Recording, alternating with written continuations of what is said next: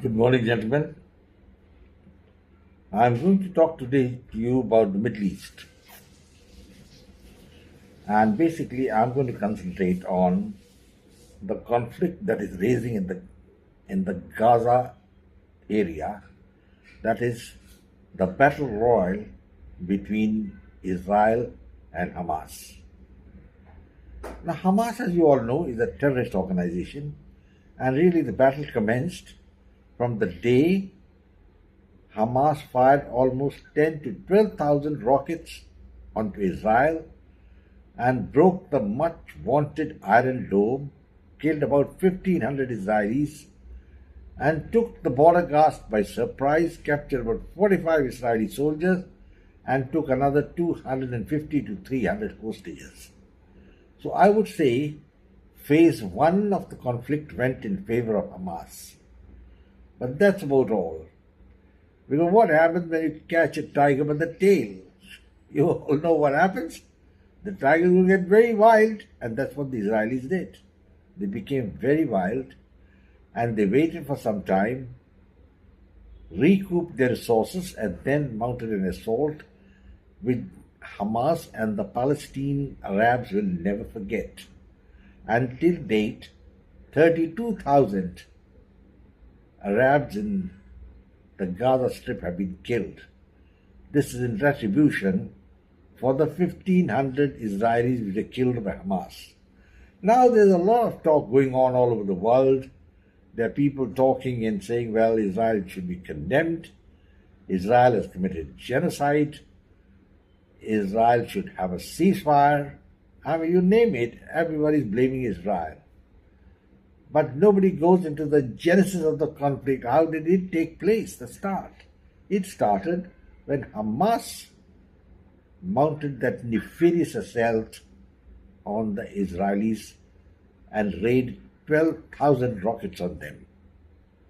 I mean, people forget about that and they talk on what is happening now. That's duplicity, something which has been ingrained into mankind for centuries.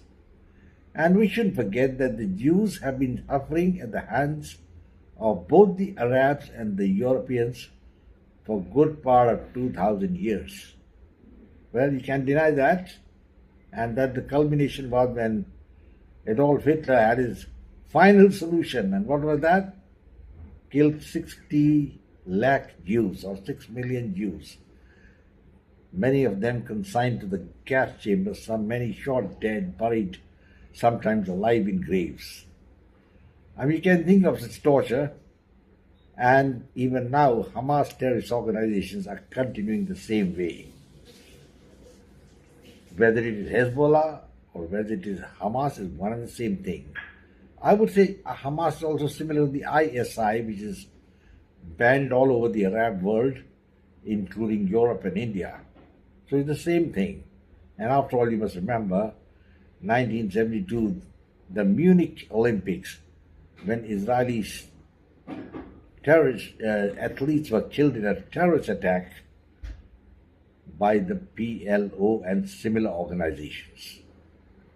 Well, gentlemen, that's part of history, but the fact remains that as it stands, the war is now brutal, no holds expected, none given. The Israelis have still not able to get back about 250 hostages which have been taken by Hamas. Now, Hamas claims to be following the path of chivalry. I think they are basically hoodlums who need to be dealt with the same way. Because when you're fighting a war, don't go around taking hostages. But this is precisely what Hamas is doing. And they're really not bothered. 30,000 plus Arabs have died. They don't mind that another 30,000 will die. They're just not bothered. And their own leaders, other than one, most of them are abroad, having a jolly good time, while it is the Arabs in the Gaza Strip who are suffering. Gentlemen, this is a point which must be thought of, because what is happening is something that shouldn't have happened, and the Arab world should have put pressure on Hamas not to launch the rocket attack. But nobody did it. In fact, they were instigated to launch, and I think we all know it was probably Iran and Syria which instigated Hamas to launch these rocket attacks, thinking that, well, nothing's going to happen, Israelis will buckle down, and then there'll be a ceasefire, so we can have another round of another 2 or 3 years and keep on bleeding Israel with 100 cuts. Easier said than done. This is what General Zia-ul Haq had thought when he had confronted India to bleed India with 100 cuts by sending terrorists across the border into Kashmir. It didn't work out. And even this attempt by Hezbollah and Hamas is not going to work out, and everything's going to become zero very soon. Now, where are we at the moment? I think most of the Gaza Strip has been sanitized by the Israelis. Hundreds of tunnels have been destroyed, some flooded with water, but still I think many more are left. And some of these tunnels, the Israeli hostages are being kept. It's very sad that none of the Arab world is talking about these things, but they keep on talking about atrocities of Israel. Well, we all know who started this conflict, and that is Hamas. If Hamas had not launched that attack, the 30,000 Palestinian Arabs killed would not have taken place. But gentlemen, that's precisely what happened. And now, in my opinion, the war is at a very critical stage as far as the Middle East is concerned. Iran has just bombed a room, I think a small house next to the Iranian consulate in Damascus in Syria. And that housed some very prominent Iranian generals who were coordinating the terrorist attacks on Israel. Now, Iran is threatening revenge. Well, what sort of revenge can they do? They don't have a contagious border with Israel, and they don't have the nuclear weapon at the moment which they can throw. At the same time, I think the Iranian priorities are lopsided. Terrorists from Pakistan, as you know, have just mounted an attack on the Chabahar port, which is managed by India, and I'm told that anything from 25 to 200 could have been killed. Now, what's Iran going to do about it? I mean, just keep sitting on your oranges, keep making a statement against Israel, because this is not something which has been engineered by Israel, it is by Pakistan. I'm going to make a stand against Pakistan. I haven't seen a statement from the Iranian leadership about it. It's just silent. So you just blow hot and cold against Israel, but when it comes to dealing with Pakistan, you develop cold feet. That's what it is. And Iran, in any case, will never be accepted as a leader of the Muslim world for the simple reason that it's a Shia nation, and the Shias constitute only 20% of the Islamic population. Gentlemen, the battle is now, as I told you, in a very interesting stage. And we have Joe Biden, the American president, and he seems to have developed cold feet.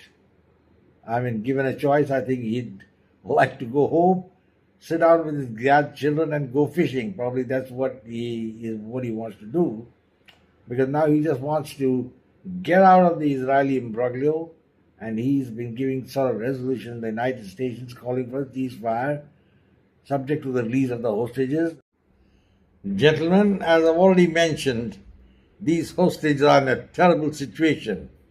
Maybe they're just being given food and kept alive, and probably there must be a lot of women among them, and you know what these Hamas people have been doing to them. I don't have to enunciate it here and describe it to you, but it's a very terrible organization, a terrorist organization. And it is very sad that the Arab world is silent about Hamas, because if tomorrow the Hamas come to power anyway, they're going to sound the death knell of many dynasties, in the Middle East, like the ISI. They are their brethren. So, gentlemen, the war, as I've told you, a very interesting stage. but the Israelis have the upper hand. But as usual, the Americans believe in not going the whole hog, just go up to this point and come back. That's why they lost the Vietnam War, they lost the Afghanistan War. And the same thing happening now. They haven't yet decided what are they going to do about Hamas. What are they going to do about the Gaza war? Are they going to go whole hog in support of Israel, or they want a ceasefire and then keep on waiting till Hamas regroups and mounts another attack, which will be much more terrible, and by that time they may have a nuclear weapon. And then what the Americans are going to do? So, gentlemen, the time is to finish Hamas once for all. There can't be any ceasefire, nothing like that. And we have to ensure that Israel wins.